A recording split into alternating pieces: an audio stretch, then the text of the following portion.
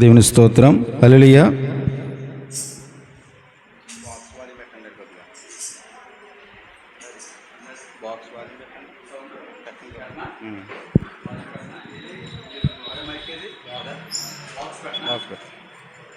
ఆత్మీయ వసంతకాలం 40 దినాల ధ్యానం, కరుణమూర్తి త్యాగం ప్రేమ తలపోసే మంచి సమయం.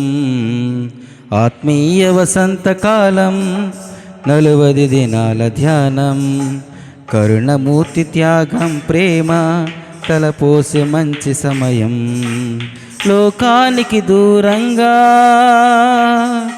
దేవునికి సమీపంగా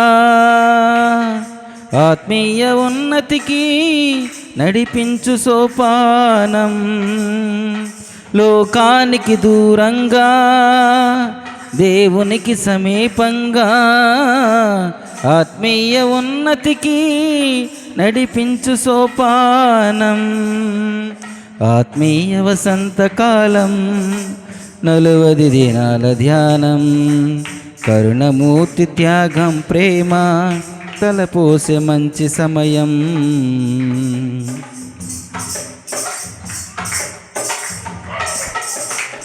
లోకాశలకు లాగెడు శత్రువులు, అపవాదిని దేహమును జయించను.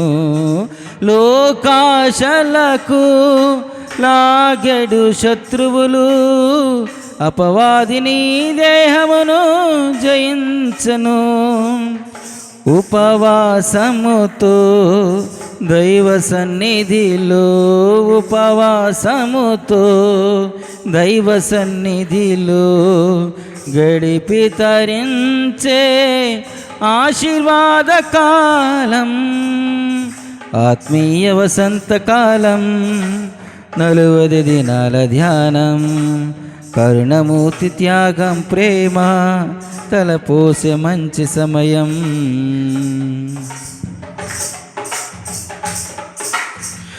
అవమాన భరిత సిలువ మరణమును పొందిన త్యాగశీలిని తలువను. అవమాన భరిత సిలువ మరణమును పొందిన త్యాగశీలిని తలువను. పశ్చాత్తాపముతో నియమ నిబంధనతో, పశ్చాత్తాపముతో నియమ నిబంధనతో ప్రార్థనలో గడిపే దీవెన కాలం. ఆత్మీయ వసంతకాలం 40 దినాల ధ్యానం, కరుణమూర్తి త్యాగం ప్రేమ తలపోసే మంచి సమయం. ఆత్మీయ వసంతకాలం 40 దినాల ధ్యానం, కరుణమూర్తి త్యాగం ప్రేమ తలపోసే మంచి సమయం. లోకానికి దూరంగా దేవునికి సమీపంగా ఆత్మీయ ఉన్నతికి నడిపించు సోపానం. లోకానికి దూరంగా దేవునికి సమీపంగా ఆత్మీయ ఉన్నతికి నడిపించు సోపానం. ఆత్మీయ వసంతకాలం 40 దినాల ధ్యానం, కరుణమూర్తి త్యాగం ప్రేమ తలపోసే మంచి సమయం.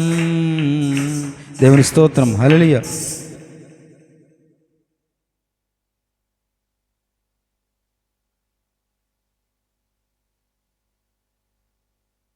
ప్రత్యేకమైన వందనాలు. గడిచిన కాలమంతా కాచి కాపాడిన తండ్రి అయిన దేవునికి నా ప్రత్యేక స్తుతులు. దర్శనమందు ఎవరు? అపోస్తుల కార్యాల గ్రంథంలో 10వ అధ్యాయంలో ఎవరు? కొర్నేలి దర్శనమందు ఎవరిని తేటగా చూశాడు? దూతను తేటగా చూశాడు. తేటగా చూశాడు అని చెప్పడానికి గల కారణం ఏంటంటే, ఈ బైబిల్ గ్రంథంలోని వాక్యాలను మనం ధ్యానించేటప్పుడు ఎలా చదవాలి? చాలా స్పష్టంగా చదవాలి, చాలా స్పష్టంగా అర్థం చేసుకోవాలి. బహు శ్రేష్టంగా అర్థం చేసుకోవడానికి మనం ప్రయత్నం చేయాలి. ఏదో పైపైన వాక్యాన్ని చదువుకుంటూ వెళ్ళిపోతే మనకు అర్థం కాదు. లోతైనటువంటి మర్మాలు మనకు తెలియపోవచ్చు. అంటే లోతైన మర్మాలు అంటే ఏదో మీకు తెలియని భాషలో చెప్పడం ఏదో లోతైన మర్మం కాదు కదండి, మీకు అర్థమయ్యే రీతిగా. ఇప్పుడు మనం చదువుతున్నది మనకి ఎలా ఉండాలి? అర్థమయ్యే రీతిలో ఉండాలి. నేను సపోజ్ ఎవరి దగ్గర 4 ఇంగ్లీష్ మాటలు నేర్చుకుని వచ్చి మీకు చెప్పాను అనుకోండి, మీకు అర్థమవుతుందా? ఏమంటారు? ఈయన ఇంతకు మాట్లాడుతాడు, ఈ ఇంగ్లీష్ అంటారు కదా. కాబట్టి మనం మాట్లాడేది వినేవారికి, మనం చదువుతున్నది మన హృదయానికి ఏమవ్వాలి? స్పష్టముగా ఉండాలి. అంటే తేటగా అనే మాట మనం ఏం చేస్తామంటే స్పష్టముగా వారికి బోధించి ఏం చేశారు? వచ్చేద్దాం ఇక్కడికి. ఏం చేశారంటే ఈ వారికి వాక్యం చెప్పడానికి అక్కడ నుండి తప్పించుకుని ఇక్కడికి వచ్చేసారు. ఎక్కడికి వచ్చేసారు? లోస్త్రాకు వచ్చారు కదా. ఎక్కడి నుంచి? ఈకొనే నుండి అలా ఈకొనేకి వచ్చి ఈకొనే నుండి అలా వాక్యాన్ని ప్రకటిస్తూ ఎక్కడికి వచ్చారంటే లోస్త్రాకు వచ్చారు. లోస్త్రాలో జరిగినటువంటి గొప్ప సంఘటన మనం ఈ రోజున ధ్యానించబోతున్నాం. లోస్త్రాలో బలహీన పాదములు గల ఒకడు ఉండెను. అతడు పుట్టినది మొదలుకొని కుంటివాడై ఉండెను. ఈ మాటను మనం ఎక్కడ చూసాం? ఒక వ్యక్తిని చూసాం. శృంగారం అనేటువంటి దేవాలయంలో వాడు కూడా పుట్టినది మొదలుకొని కుంటివాడే. ఎందుకు అంటే దేవుడు ఒక వ్యక్తిని నిలబెట్టినప్పుడు, దేవుని కార్యాలు చేయాలనుకున్నప్పుడు దేవుడు ఆ వ్యక్తి పక్షముగా కొన్ని అద్భుతాలు చేస్తున్నాడు. అందున ఆ అద్భుతాలు ఎవరికి సాధ్యం కానివి? ఎవరైతే ఈ లోకములో మంచి వైద్యులను చెప్పుకుంటున్నామో వారికి కూడా సాధ్యము కానివి. చరిత్రలో, వైద్య చరిత్రలో ఏ మనుషుడు కూడా ఓచకాలు చేతులు కలిగిన వాడిని మరి యథాస్థితిగా ఉన్నటువంటి కాలు చేతులు కలవానిగా ఆపరేషన్ చేసినట్టు మనం ఎక్కడ కూడా చూడం. చరిత్రలో పుట్టిగుడ్డువాడైనటువంటి ఒక వ్యక్తికి ఆ కన్నును తన అంగవైకల్యాన్ని తీసేసినట్టుగా మనం చూడం. పుట్టుకతో మోగవారైనటువంటి వ్యక్తికి, పుట్టుకతో చెవిటివారైనటువంటి వ్యక్తికి వారి లోపాలను సరిచేసిన వారిగా మనం చూడలేము. ఇప్పుడు ఒకవేళ వినికిడి మిషన్లు వచ్చినప్పుడు ఆ మిషన్ పెట్టుకుంటే ఆ మాట వినపడుతుంది, లేకపోతే తీసేస్తే ఆ మాట వినబడదు. కానీ వారి లోపాలను సరిచేయగలిగినటువంటి స్థితి ఎవరికి? అంటే దీని అర్థం ఏంటి? దేవుడు ఒక లోపాన్ని సృష్టించాడంటే ఆ లోపాన్ని సరిచేయగలిగినటువంటి సామర్థ్యము ఈ భూలోకంలో ఎవరికి కూడా, అంటే దేవుని చేతి పని మీద ఎవరికి ఎటువంటి అధికారం లేదని చెప్పడానికి ఎటువంటి సందేహం కూడా లేదు. దేవుడిని చేతి పని మీద మానవునికి ఏం లేదు చెప్పండి? శాశ్వతమైన అధికారం కాదు, టెంపరీగా ఉంది. ఏ అధికారం అంటే దానికి కొంచెం రెమెడీ చేసుకోవచ్చు. ఇప్పుడు పుట్టుకతోని మోగవారు ఉంటారు, చెవిటి వారు ఉంటారు, వారికి వినపడదు. కొన్ని మిషన్స్ వచ్చాయి, దాని ద్వారా వింటారు. మరి మనం గుడ్డివారు అయిపోతున్నాం. తర్వాత ఏం చేస్తున్నాం? ఆపరేషన్ చేయించుకుంటున్నాం కదా. చిన్న రెమెడీస్ అనమాట. ఇవి చిన్న మార్పులు తప్ప సృష్టికి ప్రతి సృష్టి చేయగలిగేటువంటి భాగ్యము కానీ అర్హత కానీ ఎవరికి లేదు? మానవునికి లేదు. ఇక్కడ జరుగుతున్నటువంటి గొప్ప సంఘటన ఏంటంటే, లుస్త్రాలో బలహీన పాదములు కలిగిన ఒకడు ఉండెను. అతడు పుట్టినది మొదలుకొని ఎన్నడను నడువులేక కూర్చుని ఉండేవాడు. అతడు పౌలు మాట్లాడుట వినెను. పౌలు అతని వైపు తేరిచూచి, వినండి, ఎప్పుడైతే ఇతను ఆసక్తిగా కనబరుస్తున్నాడో పౌలు మాట్లాడే మాటలేందు పౌలుకి ఏం కాపడింది? అతని వైపు తేరిచూసి అన్నాడు, నీవు గ్రహించి నీ పాదములు మోపి సరిగా నిలువమని బిగ్గరగా చెప్పినప్పుడు ఎలాగా గంతులు వేసి నడువసాగిన జనసమూహము పౌలు చేసిన దానిని చూసి ఏ భాషలో దేవతలు మనుష్య రూపము దాల్చి మన యొద్దకు దిగి వచ్చి ఉన్నారని కేకలు వేసి బర్నబాకు, ద్రుపది అనియు పౌలు ముఖ్య ప్రసంగి అయినందున అతనికి హెర్మే అనియు పేరు పెట్టిరి. వినండి, ఇక్కడ జరిగింది ఏంటంటే, ఎప్పుడైతే ఈ పౌలు గారు ఆ బలహీన పాదములు కలిగిన వారిని, అతనికి ఉన్నటువంటి ఆసక్తిని చూసి నీవు లేచి నిలబడమన్నప్పుడు వాడు ఏం చేశాడు? దిగ్గున లేచి గంతులు వేసినట్లుగా. చూడండి, 4 రోజులు బలహీనపడిన వారికి మనం ఏదైనా కొంచెం ఆహారం ఇచ్చినప్పుడు వారు లేచి గంతులేస్తారా? వేయగలిగిరా? చరిత్రలో ఎక్కడైనా ఏ మనుషుడైనా వేయగలడా? కానీ పుట్టినది మొదలుకొని అని చెప్పాడు పరిశుద్ధాత్ముడు. ఆ పాదాలు రాగానే, బలము పొందుకోగానే వాడు దిగ్గున లేచి ప్రభు నామాన్ని మహింపరిచినట్లుగా మనం చూస్తున్నాం.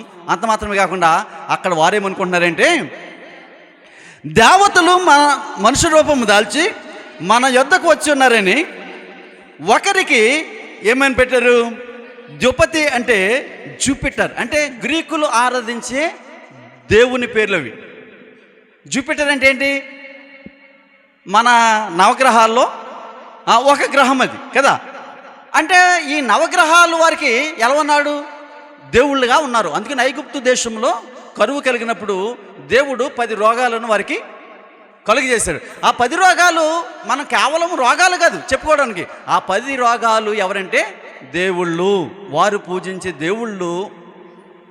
ఆ దేవుళ్ళను దేవుడు నాశనం చేశాడు కనుక దేవుని మీద మిక్కిలి భయం కలిగింది. ఎవరికి? వారికి. నమ్మకం కంటే భయం కలిగింది. నమ్మకం కలిగి ఉన్నట్లయితే ఆనాడే వారి దేవతలను, వారి దేవుళ్ళను విడిచిపెట్టి యెహోవాను సేవించేవారు. కానీ వారికి ఏం కలిగిందంటే భయం కలిగి ఇజ్రాయేలీలను విడిచిపెట్టడానికి ఫరో అంగీకరించాడు. ఇక్కడ చూసినప్పుడు ఒక అతనికి ఏమని పేరు పెట్టారంటే ద్యుపతి అంటే జూపిటర్ అని వారు పూజించే దేవత పేరు పెట్టారు. రెండవానికి ఎవరికి? పౌలు ముఖ్య ప్రసంగి అయినందున ఆయనకి హెర్మే అనేటి పేరు, అంటే మెర్క్యూస్ అని పెట్టేసి, అంటే ఎవరు మెర్క్యూస్ అంటే ఆ దేవత కూడా ఇప్పుడు మనం చూస్తున్నటువంటి నవగ్రహాల్లో ఒక గ్రహం. చూడండి, సూర్యుడు, చంద్రుడు, బృహస్పతి, కుజుడు, బుధుడు, అంగారకుడు, శుక్రుడు అని చెప్తున్నాం కదా. ఈ నవగ్రహాల్లో వారు పూజించేటువంటి దేవతల పేర్లే ఈ నవగ్రహాల పేర్లు అనేటువంటి సత్యాన్ని. ఈ సాంప్రదాయం ఎక్కడి నుండి వచ్చిందంటే గ్రీకు సాంప్రదాయం.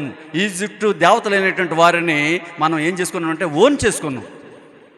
మన దేశమే కాదు, ప్రపంచ దేశాల్లో అనేక మంది ఆ దేవతలను ఏం చేసుకున్నారంటే ఓన్ చేసుకున్నారు. ఇప్పుడు పర్షియాగా పిలువబడుతున్నటువంటి ఇరాన్ యొక్క దేవతలు, ఇరాన్ నుంచి వచ్చినటువంటి దేవతలు, ఆ పర్షియా నుంచి వచ్చినటువంటి దేవతలు, దేవుళ్ళను మనం మన సొంత దేవుళ్ళుగా ఆరాధిస్తాం. సృష్టిని చేసినటువంటి దేవుడిని పూజించడం మనిషి, సృష్టికర్తను పూజించడం మనిషి, ప్రతి సృష్టిని మనం పూజించినటువంటి ఆ నీచమైనటువంటి స్థితికి దిగజారిపోయి చూస్తున్నప్పుడు వారు ఆ పేర్లు పెట్టి వారికి ఏం చేస్తున్నారు చూడండి. అలా పేర్లు పెట్టి పిలుస్తూ మేము పూజించేటువంటి దేవతలు మనుషు రూపంలో మా మధ్యకు వచ్చారు కాబట్టి ఈ దేవతలకు మేమేమైనా చేయాలి అనేటువంటి ఆలోచన కలిగి పట్టణమునకు ఎదురుగా ఉన్న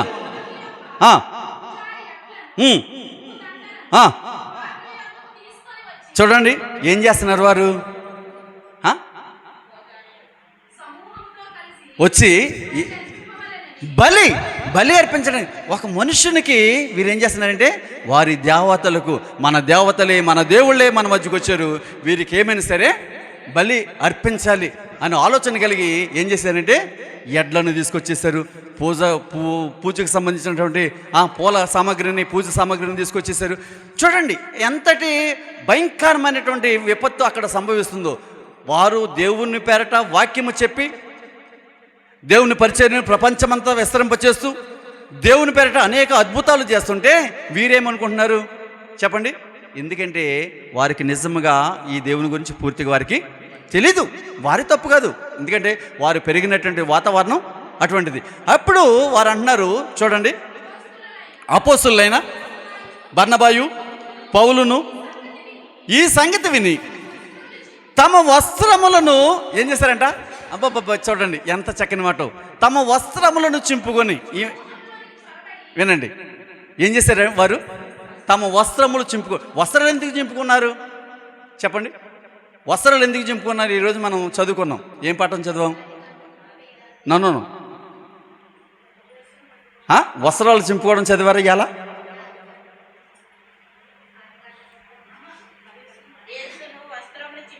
ఆ 65వ వచనమేనా? 26వ అధ్యాయము ఏంటి? మత్తయి సువార్త. అవునా? ఏం చేశారు వారు చెప్పండి? ప్రధాన యాజకుడు తమ వస్త్రమును చింపుకొని అనేటువంటి సందర్భం మనం చదువు కదా. చూడండి, ఇక్కడ మనం చూస్తున్నాం ఎవరు వస్త్రాలు చింపుకున్నారు. ఇప్పుడు పౌలును బర్నబా వస్త్రములు చింపుకున్నారు. ఇక్కడ మనం ఈరోజు చదువుకున్నటువంటి ఈ సువార్తలో ప్రధాన యాజకుడు వస్త్రములను చింపుకున్నట్లుగా మనం చూస్తాం. ఇంకొక సందర్భాన్ని మీకు చూపిస్తాను. ఆదికాండ గ్రంథంలో ఒక సందర్భాన్ని ఎక్కడ చూస్తామంటే మనం చూడండి, ఆదికాండ గ్రంథము 37వ అధ్యాయము 29వ వచనం ఒకసారి చదవండి. రూబేను ఆ గుంటకు తిరిగి వచ్చినప్పుడు, ఈ సందర్భం ఈరోజే కదా చదవం మనం కదా, ఈరోజే కదా చదవం. రూబేను ఆ గుంటకు తిరిగి వచ్చినప్పుడు యోసేపు గుంటలో లేకపోవట చూసి తన బట్టలు చింపుకొనెను అనేటువంటి సందర్భాన్ని చూస్తున్నాం. ఎవరు చింపుకున్నారు బట్టలు? రూబేను. ఎవరి గురించి? తన తమ్ముడైనటువంటి యోసేపు విషయంలో బట్టలు చింపుకున్నాడు. ఈ బట్టలు చింపుకోవడం అనేది మనం ఎన్ని సందర్భాల్లో చూసాం? ఇప్పుడు మనం చదువుతున్నటువంటి అపొస్తలుల కార్యాల గ్రంథంలో చూసాం, ఈరోజు చదివినటువంటి మత్తయి సువార్తలో చూసాం, ఇదే రోజు చదివినటువంటి ఆదికాండ గ్రంథంలో కూడా చూసాం. మీకు చేతనైతే, మీకు అవకాశం ఉంటే రేపు పొద్దుట ఇంకొక సందర్భాన్ని నాకు చూపించండి, బట్టలు చింపుకునేటువంటి సందర్భం ఇంకోటి చూపించండి. అయితే వినండి, అసలు ఈ బట్టలు చింపుకోవడం అనే సాంప్రదాయం ఏంటి అని ఆలోచన చేస్తే యూదులకు ప్రతీది కూడా ఒక ఆచారం ఉంటుంది. ఎవరికి? ఇప్పుడు యోబు గారు, రైట్, యోబు గారు కూడా తన వస్త్రం చింపుకోవడం మనం చూడగలుగుతాం. సరే, ఓకే, మంచి మాట. యోబు గారు కూడా తన వస్త్రం చింపుకుంటాడు. సరే, అది రేపు రోజుట ఈ మాటను మెన్షన్ చేద్దాం. అయితే ఈ వస్త్రాలు చింపుకోవడం అనేటువంటి సందర్భాన్ని మనం చూసినప్పుడు అసలు ఎందుకు చింపుకున్నారు వీరు అంటే, ప్రతి విషయంలోనూ ప్రతి ఆచారము కూడా యూదులకు ఒక ప్రత్యేకమైనటువంటి ఆకర్షణగా ఉంటుంది. అంటే బైబిల్లో ఏది చెప్పినా యూదుల ఆచారాలనే ఎండగడుతూ మాట్లాడతాడు. అందుకని పరిసయ్యుల గురించి మాట్లాడతాడు, శాస్త్రుల గురించి మాట్లాడతాడు, మరి సద్దుకాయల గురించి మాట్లాడతాడు. ఎందుకు మాట్లాడతాడంటే వారందరూ కూడా ఆచారాలను బట్టి బ్రతికేవారుగా, వాటిని బట్టి మాట్లాడేవారుగా, వాటిని బట్టి శిక్షించేవారుగా, వాటిని బట్టి దండించేవారుగా ఉన్నారు. కానీ ఈ సాంప్రదాయము యూదా ప్రజలలో ప్రధానమైనటువంటి సాంప్రదాయం ఉంది. ఎప్పుడంటే ఎప్పుడైనా విపరీతమైనటువంటి దుఃఖము కలిగినప్పుడు కానీ, ఎప్పుడైనా విపరీతమైనటువంటి ఆగ్రహానికి కారణమైనప్పుడు కానీ, లేకపోతే అనేక దినాలు శోక సముద్రంలో మునిగిపోయేటటువంటి సందర్భంలో కానీ వారు ఏం చేస్తారంటే వారి వస్త్రములను చింపుకునే అలవాటు ఉంది. అంటే అది ఒక ఆచారం. అంటే విపరీతమైనటువంటి దుఃఖానికి, విపరీతమైనటువంటి ఆగ్రహానికి, విపరీతమైనటువంటి శోకానికి సాదృశ్యంగా వారి వస్త్రాలను చింపుకోవడం ఎలా ఉందంటే ఒక ఆచారంగా ఉంది. ఈ ఆచారాన్ని ప్రధాన యాజకుడు దేనికి? విపరీతమైనటువంటి ఆగ్రహానికి, యేసుక్రీస్తు వారి విషయంలో దేనికి? విపరీతమైనటువంటి ఆగ్రహానికి గురయ్యి ఏమి చేయాలో వైనులేక ఒక్కసారిగా తన వస్త్రాలు చింపుకోవడం మనం చూస్తాం. ఇప్పుడు కూడా పౌలు బర్నబా ఏం చేస్తున్నారంటే ఇక్కడ ఏమి జరుగుతుందనేటువంటి విభ్రాంతికి గురైపోయేవారు తమ వస్త్రాలను చింపుకున్నారు. చూడండి, నేను యోవేలు గ్రంథాన్ని బోధించినప్పుడు ఒక సందర్భాన్ని, చాలా విషయాలు మనం మాట్లాడుకున్నాం, కానీ యోవేలు గ్రంథకర్త అంటాడు 2వ అధ్యాయం 13వ వచనంలో, ఇప్పుడైనను మీరు ఉపవాసం ఉండి కన్నీరు విడుచుచు దుఃఖించుచు మనఃపూర్వకం అంటే మనసులో నీ మనస్సంతటిలో నీవు ఏంటి ఇష్టపూర్వకంగా నీ మనసు ఎంతగా ప్రభు దగ్గర అర్పించాలో అంతగా అర్పించగలిగి మనఃపూర్వకంగా తిరిగి నా యొద్దకు రండి, ఇదే యెహోవాకు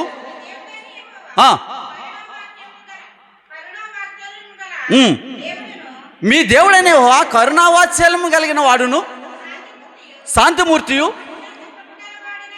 అత్యంత కృపగలవాడునై ఉండి తాను ఉద్దేశించిన, తాను చేయదలసినటువంటి కీడును చేయక పశ్చాత్తాపడును గనుక మీరు మీరు మీరు మీరు మీరు మీరు వస్త్రాలు చింపుకునేటువంటి పనికి మాలినటువంటి ఆచారాన్ని విడిచిపెట్టి ఏం చింపుకోవాలి ఇప్పుడు చెప్పండి? మీ వస్త్రాలు కాదు నాయనా, మీ వస్త్రాలు చింపుకుంటే నీ దేహము తప్ప నీకు ఒరిగేదేం లేదు. కానీ నీ హృదయము చింపుకుంటే, నీ హృదయంలో ఉన్నటువంటి ఆ చెడుతనాన్ని, కల్మషాన్ని నువ్వు కడుక్కుంటే ఆ హృదయంలోకి ఏమొస్తుంది? దేవుని వాక్కు వస్తుంది. యోవేలు గ్రంథకర్త ఎంత చక్కగా చెప్పాడండి.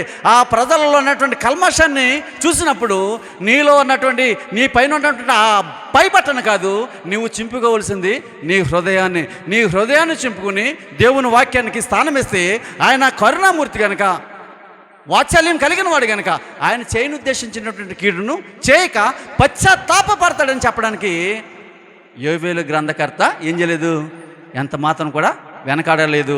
వారిని హెచ్చరించడానికి ఏమాత్రం జంకలేదు. ఎందుకంటే ఒక ప్రవక్త ఎప్పుడు కూడా మనుషుల ఇష్టానికి వాక్యాన్ని బోధించడండి. మనుషుల ఇష్టానికి వాక్యాన్ని బోధిస్తే అది వాక్యమే కాదు. ఎందుకంటే వాక్యము ఒక వ్యక్తి యొక్క ఆలోచన బట్టి కలగలేదు. ఏ ప్రవక్త అయినా తన ఆలోచన బట్టి వాక్యాన్ని చెప్పలే. మరి ఎలా చెప్పాడు అంటే దేవుని ఇష్టాన్ని బట్టి, దేవుని ఆజ్ఞను బట్టి, దేవుని ఆలోచన బట్టి.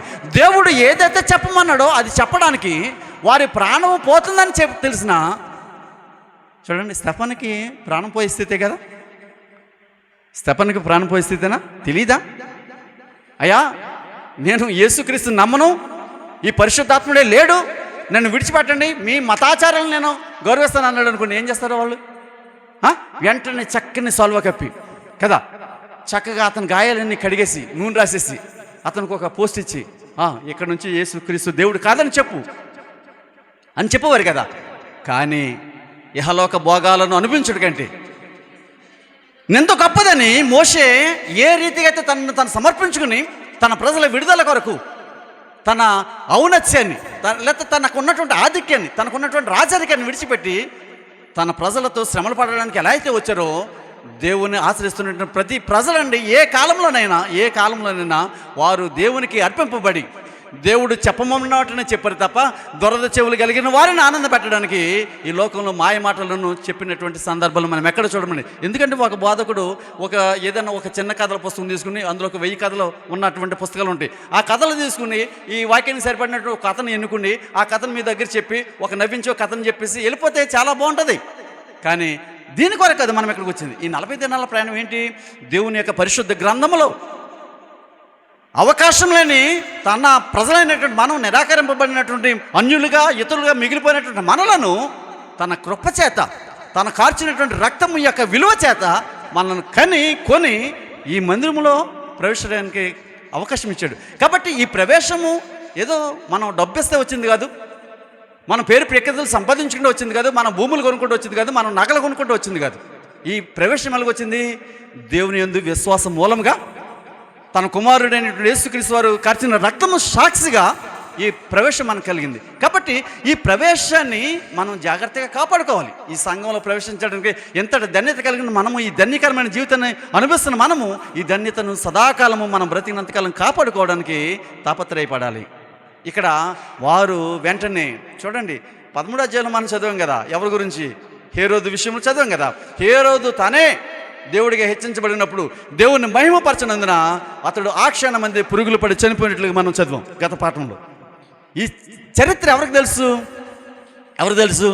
పౌలుకు, బర్నబాకు బాగా తెలుసు. ఎందుకంటే ఆయన మహిమను ఆయన ఎవరికి ఇచ్చేవాడు కాదని యెషయా గ్రంథకర్త ద్వారా చెప్పాడు. కీర్తనకారుడి ద్వారా కూడా ఆయన మాట్లాడాడు. ఆయన 115వ కీర్తన 1వ వచనంలో 2వ వచనంలో, మాకు కాదు యెహోవా, మాకు కాదు, నీకు మాత్రమే ఈ ఘనత చెల్లాలి అని ఆ కీర్తనకారుడు. ఈ విషయాలన్నీ కూడా ఎవరికి తెలుసు చెప్పండి? విషయాలన్నీ కూడా ఈయనకి తెలుసు. ఎవరికి? సౌలు అని పిలువబడినటువంటి పౌలు గారికి తెలుసు.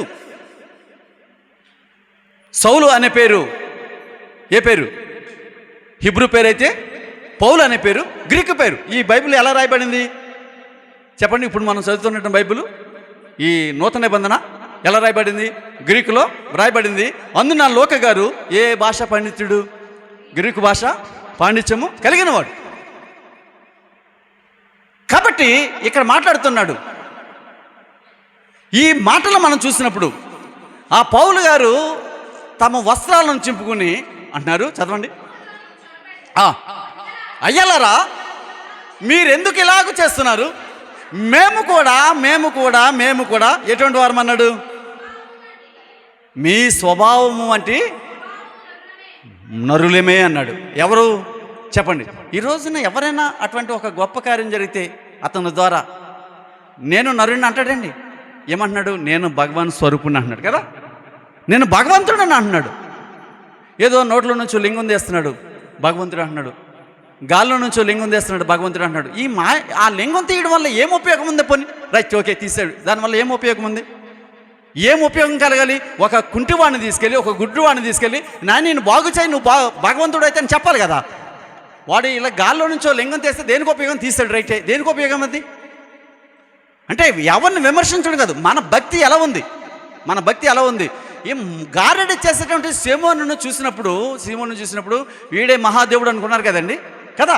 కానీ వాడు కూడా ఏమయ్యాడు చెప్పండి? వాడు కూడా ఆ గారడి విద్యను విడిచిపెట్టి, వీరు శపించినప్పుడు ఆ శాపం నా మీదకి రాకుండా ప్రార్థన చేయండి బాబు అని వారి కాళ్ళ మీద పడినట్టుగా మనం చూస్తున్నాం. కాబట్టి దేవుని శక్తి ముందు ఏ శక్తి నిలబడదు. ఇక్కడ ఈ పేతురు బర్నబాలు జరుగుతున్న విషయంలో చూసి వారు మిక్కిలి ఆ వ్యాధిని గురయ్యి, మేము నీలాంటి మనుషులమే. ఈ మాట మనం ఎక్కడ చూడగలం? ఈ మాటను కొర్నెల్లి జీవితంలో పేతురు దగ్గర కదా, కాళ్ళ మీద పడినప్పుడు నాయనా నేను కూడా నీలాంటి నరుడినే కనుక నీవు కాదు నా పాదాల మీద పడాల్సింది. దేవునికి ఎల్లప్పుడూ ఇప్పుడు ఏ విశ్వాసంతో ఉన్నావో అదే విశ్వాసంతో కలకాలము బ్రతికని చెప్పేసి ఆయనకి చెప్పడం మనం చూడగలుగుతాం. కాబట్టి ఇక్కడ మేము కూడా నీలాంటి నరులమే. మీరు ఈ వ్యర్థమైన వాటిని విడిచిపెట్టి ఆకాశమును, భూమిని, సముద్రమును, వాటిలోని సమస్తమును సృజించిన జీవము గల దేవుని వైపు తిరగవలెనని మీకు సువార్త ప్రకటించుచున్నాము. ఆయన ఆ కొద్ది కాలములలో సమస్త జనులను తమ మార్గముల యందు నడవనిచ్చెను. ఆయన ఆకాశము నుండి మీకు వర్షమును దయచేయచ్చు, ఆహారం అనుగ్రహించచ్చు, ఉల్లాసముతో నీ హృదయం నింపుచు, మేలు చేయటం చేత తను గురించి సాక్ష్యము లేకుండా చేయలేదని బిగ్గరగా చెప్పాను. అంటే తను గురించినటువంటి సాక్ష్యం ఎలా కనపడుతుంది? సాక్ష్యం అంటే ఏంటి? యెహోవా ఉన్నాడు, దేవుడు ఉన్నాడు అనేటువంటి సాక్ష్యం ఎలా కనపడుతుంది అంటే, మా ఈ దైనందిన జీవితంలో ప్రకృతిలో దొరుకుతున్న ప్రతిదీ కూడా, మనం అనుభవిస్తున్న ప్రతిదీ ఏది చూసినా ఇదంతా కూడా దైవ సంకల్పం తప్ప మానవ సంకల్పము కాదు. మీరు దేనిని చూడండి, సృష్టిలో ఒక చెట్టును చూడండి, ఒక పుట్టను చూడండి, లేకపోతే ఒక ప్రాణిని చూడండి, లేకపోతే ఆకాశ మండలాన్ని చూడండి. మీరు సృష్టిలో మీ కళ్ళతో ఏదైతే చూస్తున్నారో, నీ కంటికి కనబడుతున్న సృష్టి ఏదైతే ఉందో ఆ సృష్టి ఏది కూడా మానవ సంకల్పము కాదు. కాబట్టి నువ్వు అనిపిస్తున్నటువంటి ఇదంతా కూడా దేవుని అనుగ్రహం అని గుర్తెరిగి నీకు ఉల్లాసాన్ని నీ మనసులో ఇస్తున్నట్టే అది దేవుని చిత్తమే. కాబట్టి నీ మనసు నిండా ఉల్లాసంతో నింపబడిన వారవై దేవుడు నీకు మేలులు అనుగ్రహించే కొద్దీ దేవుని స్తుతింపబద్దులై ఉన్నారని చెప్పి వారికి బిగ్గరగా చెప్పడం మనం చూస్తున్నాం. అంటే బిగ్గరగా చెప్పడంలో దాని అర్థం ఏంటంటే తప్పనిసరిగా ఇది యాదృచ్ఛికమని, ఇదే ఫైనల్ అని, ఇదే మరి మనం అనుసరించాల్సినటువంటి ఆలోచించాల్సిన విధానం అని. అంటే ఆ మాట చెప్పడానికి ఏమాత్రం కూడా సంకోచం లేకుండా హృదయపూర్వకంగా దేవుడు వారికి ఇచ్చినటువంటి వాక్శక్తి కొలది వారు చెప్పడం మనం చూస్తున్నాం. చదవండి తర్వాత.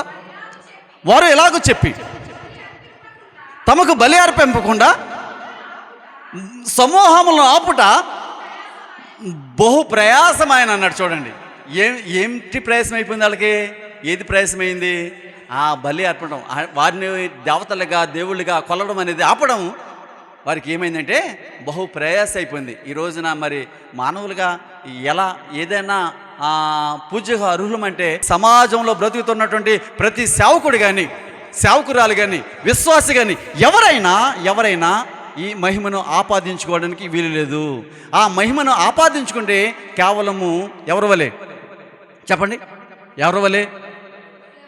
హేరోదు వలె నీకెంతటి అధికారం ఉన్నా, ఆధిక్యం ఉన్నా, హేరోదు వలె నాశనానికి దిగజారిపోతున్నాం అనేటువంటి సత్యాన్ని మనం తప్పనిసరిగా గ్రహించాలి. ఆ రోజున హేరోదు చనిపోవడం మనకి ఈరోజు మనకు కనపడుతుంది. కానీ మనం ఆ పతనావస్థలకు దిగిపోవడం ఎవరు కాపాడుతుంది చెప్పండి?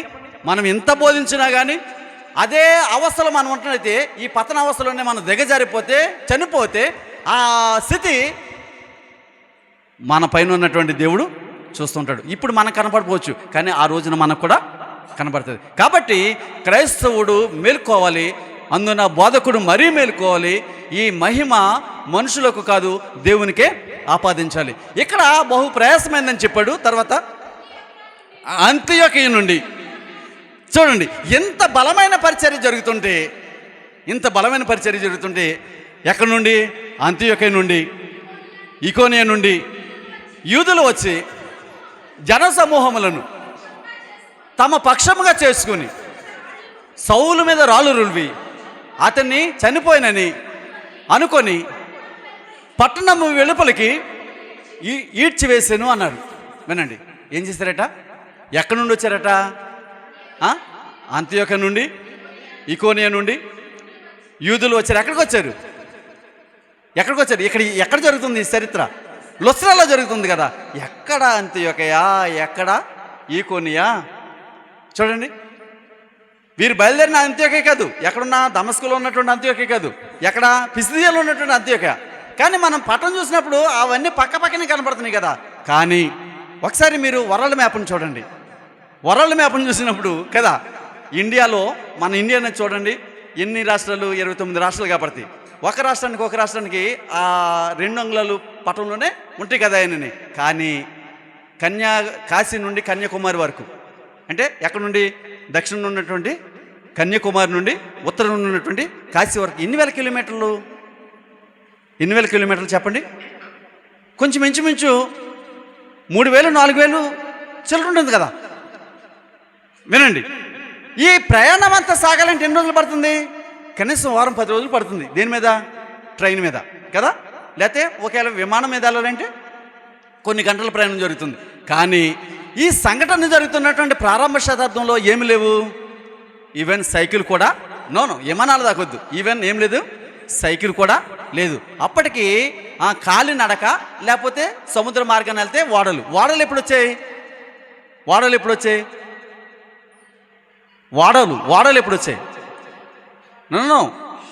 బాగా చెప్పండి, వాడ ఎప్పుడు వచ్చింది కదా. మరి అంత పనిమాలతనంగా ఉంటేలాగా? వాడ ఎప్పుడు వచ్చింది? యెహోవా కాలంలోనే భూమిని నాశనం చేయడానికి ప్రణాళిక చేసినప్పుడే కదా వాడ వచ్చింది. అంటే సముద్ర మార్గాన ప్రయాణించడానికి వాడ తప్ప, ఒకవేళ రథాలు ఉన్నాయన్నప్పటికీ. కానీ వీరికి కనీసం సైకిల్ కూడా లేదండి. ఎందుకంటే వీరికి ఉన్నటువంటి తమకు కలిగినదంతా కూడా ఏం చేశారు? విడిచిపెట్టేసి రిక్త హస్తాలతో ప్రభు సన్నిధిని వారు మోకరించి ప్రార్థన చేసి, నీ పరిచర్యకు మేము వాడబాడడానికి ఇష్టపడి వారిని ఆయన ఎన్నుకున్నాడు. పిలవగానే పరిగెట్టుకొచ్చిన వారిని ఆయన ఎన్నుకున్నాడు. సమస్తాన్ని విడిచిపెట్టి పేతురుని పిలిచినప్పుడు, ఆంద్రేయుని పిలిచినప్పుడు, తన శిష్యులను పిలిచినప్పుడు, మత్తయిని పిలిచినప్పుడు, మత్తయి కూడా ఎవరంటే సుంకపు గుత్తదారుడు. ఎవరి వల్లే? జక్కయ్య వలే. మత్తయి ఏమీ తక్కువడేం కాదండి. ఇప్పుడు మనం చదివినటువంటి మత్తయ్య గారు తక్కువడేం కాదు, ఆయన సుంకపు గుత్తదారుడు. వీరందరూ కూడా వారికి కలిగిన సమస్యను విడిచిపెట్టి ఎలా వచ్చారు? నైనా నీతో వస్తున్నాం కాబట్టి కొంత ధనాన్ని తెచ్చుకుంటామని రాలే, లేకపోతే 4 జతల బట్టలు తెచ్చుకుంటామని రాలే కదా. సమస్తాన్ని విడిచిపెట్టి వట్టి రెక్కలతో వచ్చారు. వట్టి రెక్కలతో వచ్చిన వారికి ఏముంటుందండి కదా? తినడానికి ఆహారము, కట్టుకోవడానికి వస్త్రము, అవే ఈ పరిశుద్ధులు వారికి ఏర్పాటు చేసినాయి. అంతేగాని ధనధాన్యాలు కాదు. ఒకవేళ మనం చదివినట్టుగా ఆ ధనధాన్యాలు తీసుకొచ్చారంటే దేనికి తీసుకొచ్చారు? అపోస్తలులు దాచుకోవడానికి కాదు, అక్కడ పరిచర్యలో ఆహారం పెట్టడానికి తీసుకొచ్చారు కదా. కాబట్టి వీరు ఏం చేస్తున్నారు? కాలినడకని లేరు కదా. ఎక్కడి నుండి? దమస్కులో ఉన్నటువంటి అంత్యోకయ నుండి ఎక్కడికి వచ్చారు?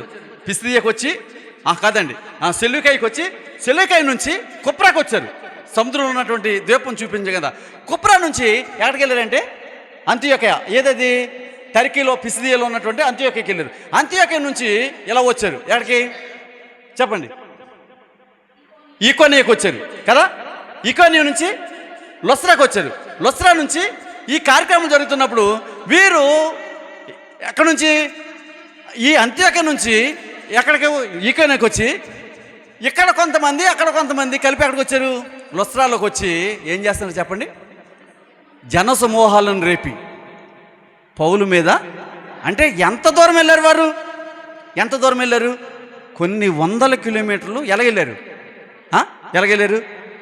కాలినడకండి. కాలినడకంటే రాత్రులు ప్రయాణం సాగుద్దా?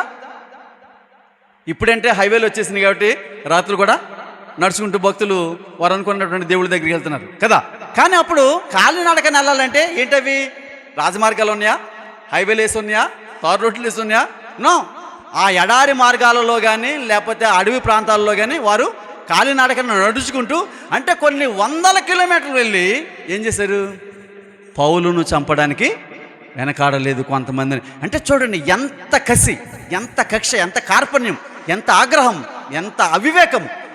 అంటే దేవునికి ఎదురాడు ప్రజలు ఎంత కసిగా పనిచేస్తున్నారు, దేవునికి ఎంత విరోధంగా సాతానుడు ఎంత బలాన్నిచ్చుంటాడు. చూడండి ఎంతమంది అంటే చూడండి, కొంతమంది అన్నాడా అనే చాలా జనసమూహము ఒక వ్యక్తిని లేకపోతే బర్నబాను చంపడానికి, అంటే బర్నబాను గురించి అక్కడ మెన్షన్ చేయలేదు కానీ ప్రాముఖ్యంగా, ఎందుకంటే ఇక్కడ జరిగిందంతా కూడా ఎవరి ద్వారా జరుగుతుంది?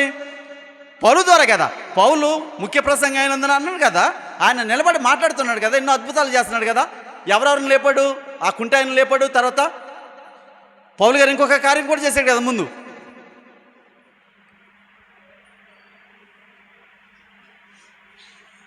ఆగిపోద్ది, టైం ఆగిపోద్ది. పౌలు ఎందుకంటే చనిపోయాడు అనుకోండి, పట్టణం వెలుపలికి ఇచ్చేసారట. రాళ్ళు రువ్వి చంపడం అంటే చూడండి, మనం చాలా సందర్భాలు చూస్తున్నాం. రాళ్ళు రువ్వి చంపడం అంటే ఎవరి శిక్ష ఇది చెప్పండి? ఎవరి శిక్ష? యూదుల శిక్షే. యూదులు ఎవరిని రాళ్ళతో చంపుతారు? ధర్మశాస్త్రాన్ని కానీ యెహోవాని కానీ దూషించిన వారిని వారు రాళ్ళతో కొట్టి చంపుతారు. అంత మాత్రమే కాకుండా వెలుపలకు తీసుకొచ్చి మరీ రాళ్ళతో కొడతారు. రాళ్ళతో కొట్టి చంపడం అంటే ఎంత ప్రమాదకరమైనటువంటి మరణం అండి. అది ఎంత భయంకరమైన మరణం. తగలరాని చోట తగులుతున్నటువంటి చిన్న రాయి తగిలితేనే మనం తట్టుకోలేం కదా.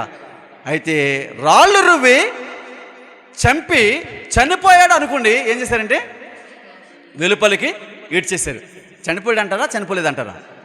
చనిపోలేదంటారా? ఎలాగా చెప్పగలం? చనిపోలేదని ఎలా చెప్పగలం? చనిపోయాడు అనుకున్నంటే ఒక వ్యక్తిని మనం చూస్తానికి వెళ్తున్నాం, మనం డాక్టర్ని అవ్వక్కర్లేదు. ఆ మనిషి చనిపోయాడో లేదో ఎలా తెలిసిద్ది మనకి? మనకు తెలిసేదే తెలదా? ఒక బతికున్న మనిషిని, చనిపోయిన మనిషిని చూసినప్పుడు ఆ మనిషి చనిపోయాడో లేదో మనకు తెలిసేదే తెలదా? మనం డాక్టర్లమా? చెప్పండి, డాక్టర్లమా మనం? మరి ఎలా తెలిసిద్ది అంటే, ఒక మనిషి చనిపోయాడు అనడానికి కొన్ని ప్రాథమిక నిర్ధారణలు ఏంటంటే, ఆ మనుషులు ఏముండదు? చలనం ఉండదు ఫస్ట్ ఆఫ్ ఆల్. రెండోది ఏముండదంటే ఊపిరి ఉండదు కదా. చనిపోయాడు అనడానికి రెండు ప్రధాన కారణాలు. ఒకటి చలనం ఉండదు, రెండు ఊపిరి ఉండదు. చాలా ఇంకా అర్థం కానప్పుడు మన చెవులను ఆ ఛాతి మీద ఎట్టి ఏం చేస్తాం? గుండె ఏమైనా కొట్టుకుంటుందో హార్ట్ బీట్ గురించి చూస్తాం కదా. ఇది మూడో ప్రక్రియ కదా. ఇది చూసినప్పుడు కన్ఫర్మ్ ఇతను చనిపోయాడు, ఈమె చనిపోయిందని నిర్ధారణ చేస్తాం కదా. అటువంటి నిర్ధారణ వారికి లేదా? చనిపోయాడు పౌలు. ఎందుకంటే చనిపోయాడు అనుకుని ఈడ్చేశారంటే చనిపోయాడు కాబట్టి ఏం చేశారు? ఒక కుక్కని ఈడ్చినట్టు. చూడండి, కుక్క చనిపోతే ఎవరైనా చేతిలో ఎత్తుకెళ్తామండి? ఏ మహానుభావుడైనా, ఏ మహానుభావురాలైనా ఒక కుక్క చనిపోయినప్పుడు చేతులతో ఎత్తుకుని చక్కగా సమాధి చేసినట్టు మనం చూడగలుగుతామా? ఇంట్లో చనిపోయిన కుక్క అయితే ఎత్తుకుంటాంలేండి, అది వేరే సంగతి. రోడ్డు మీద ఇప్పుడు పౌలు ఎటువంటి వాళ్ళకే ఎటువంటి వాడు? రోడ్డు మీద ఒక కుక్క లాంటి వాడే కదా. ఆలోచన చేయండి. ప్రభు దృష్టిలో ఎన్నికైన వాడు, కానీ వారి దృష్టిలో ఎటువంటి వాడు? చనిపోయినట్టు కుక్క నీడిచినట్టు ఈడ్చాడు. అయితే చూడండి, అద్భుతం ఏంటంటే అతను చుట్టూ నిలిచి ఉండగా అతడు లేచి చూడండి, చనిపోయిన వాడు శిష్యులు చుట్టూ నిలబడ్డారంటే శిష్యులు ఏం చేసి ఉండొచ్చు అండి? ఏం చేసి ఉండొచ్చు? ప్రార్థన చేయరంటారా? చనిపోయిన వారి గురించి మనం ప్రార్థన చేయమా? ప్రభువా, ఈ ఆత్మను నీ యొద్దకు చేర్చుకో. మేము ఒక ఊరు వెళ్ళాను. నేను ఒక ఊరు వెళ్తే ఓ ముసలమ్మ చూడాలి. ఏ చాప్టర్ని చూడాలి అంటే, పౌలు తప్పనిసరిగా చనిపోయే ఉంటాడు. ఎందుకు చనిపోయి ఉంటాడంటే, అక్కడ కొట్టినవారు ఎవరు కాదు? సామాన్యులు కాదు. ఎందుకంటే రాళ్లతో కొట్టే చంపేటువంటి స్థితి వారు కలిగి ఉన్నారు. అనేక మార్లు అటువంటి స్థితిని